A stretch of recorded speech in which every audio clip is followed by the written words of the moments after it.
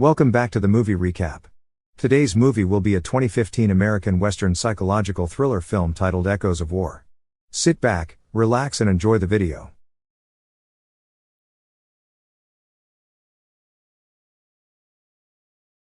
The movie begins with a man and a woman running toward a burning house.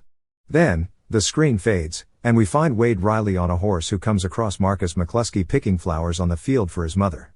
He asks Wade what he's doing back, and the other man answers that he came back to see his family and find some peace.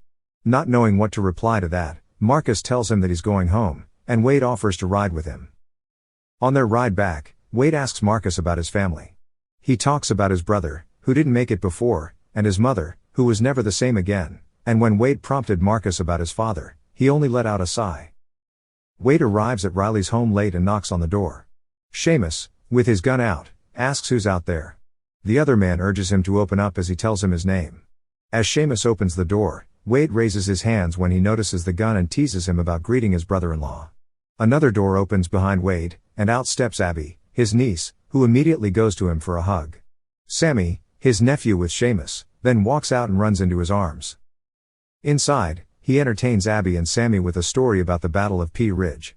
As he finishes, Seamus asks him where's home now. Sammy follows it up by asking Wade if he'll be staying. He leaves the answer up to Seamus. Unable to say no to his son, he agrees. Wade promises that it'll be temporary. He comments that it doesn't feel right being at home without her, referring to his sister, Mary.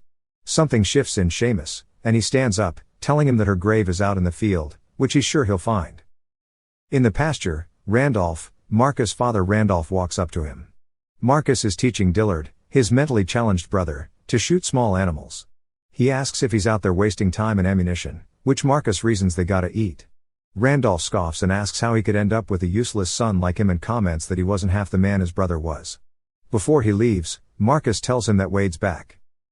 While Wade accompanies Seamus and Sammy to set traps in the woods, someone visits Abby, offering her flowers he had picked up. She pulls the bandana away and asks Wade what he's doing.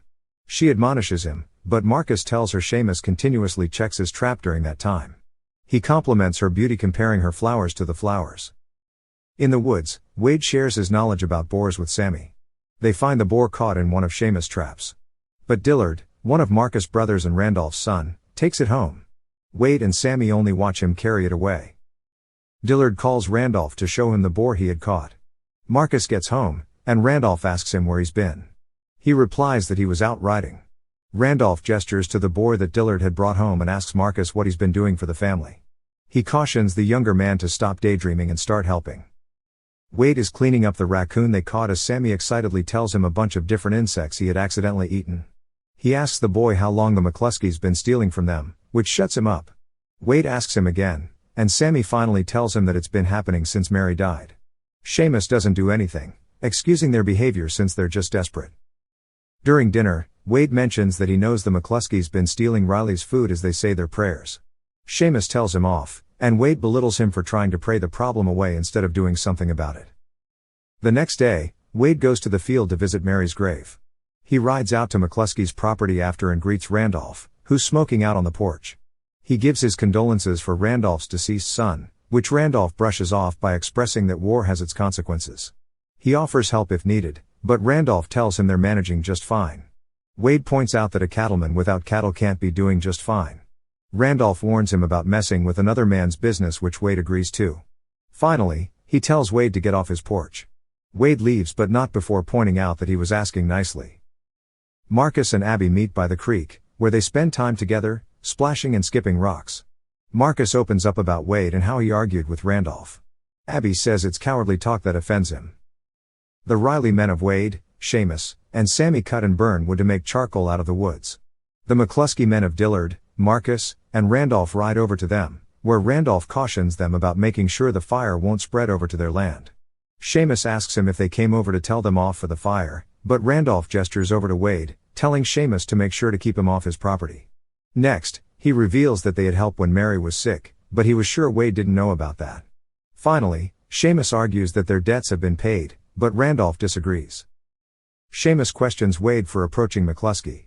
Wade asks why he lets them take advantage of them. Seamus tells him it's not his concern, but Wade insists that he has a right to know. Seamus continues the argument that they don't take much, but Wade asserts that it doesn't make it right. He offers his help, but Seamus refuses.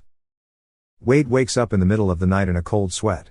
It seems he had another bad dream involving the Civil War. He walks out into the woods and falls asleep next to a tree.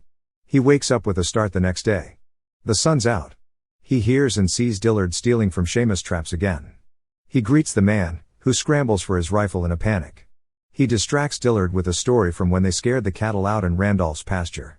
Wade reaches out for Dillard's rifle just as the other man takes a step back right into one of the traps. He cries and pleads with Wade, but the other man just takes the animals he tried to steal and returns home. When Abby and Marcus meet, he tells her about what happened. She asks if he needs pelts or meat and moves to get them for him, but Marcus asks her to just talk to Wade and let things blow over.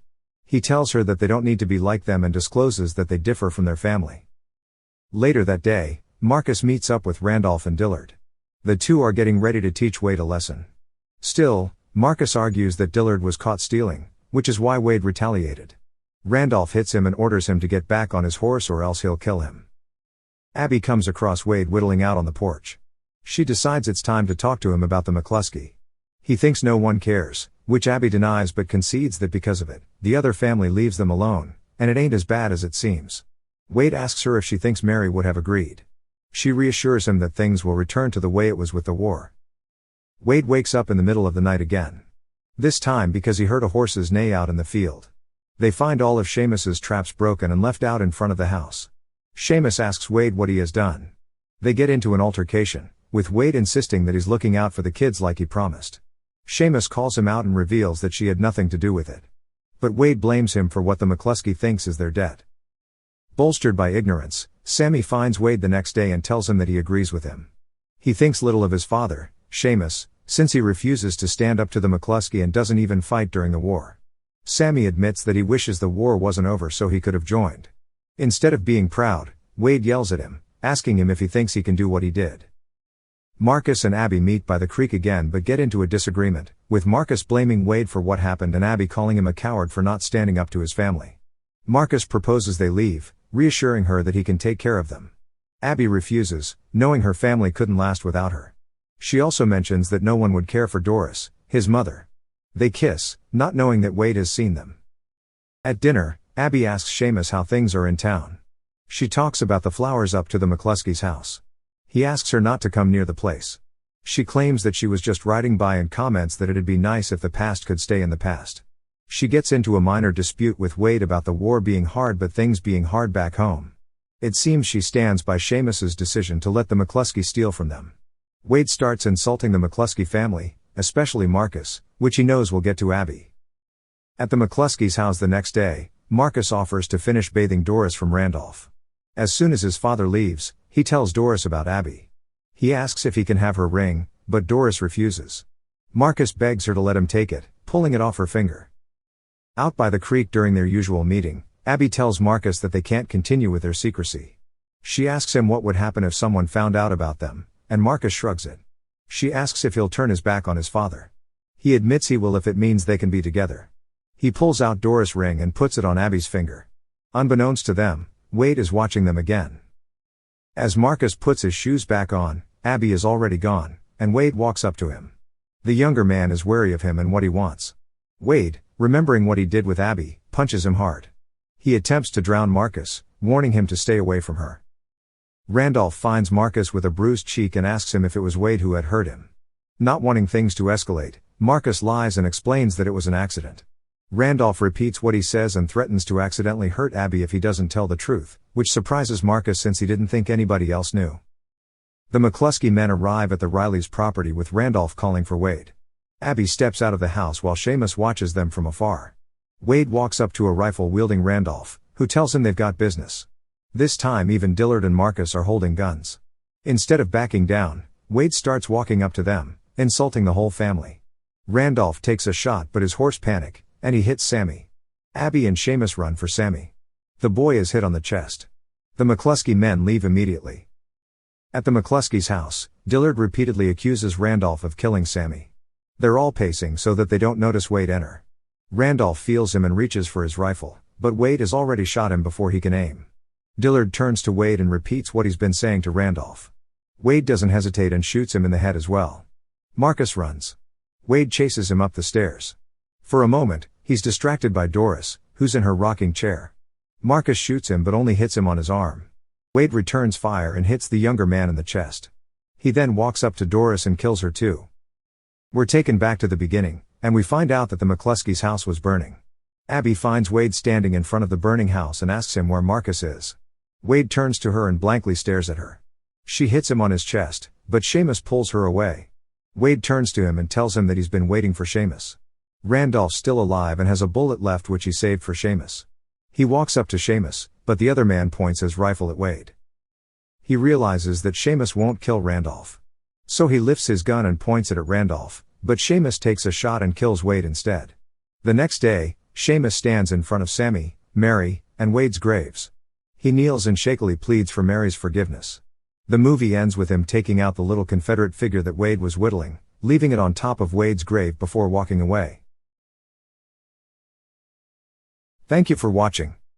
Subscribe for more videos like this to help the channel out. Have a nice day.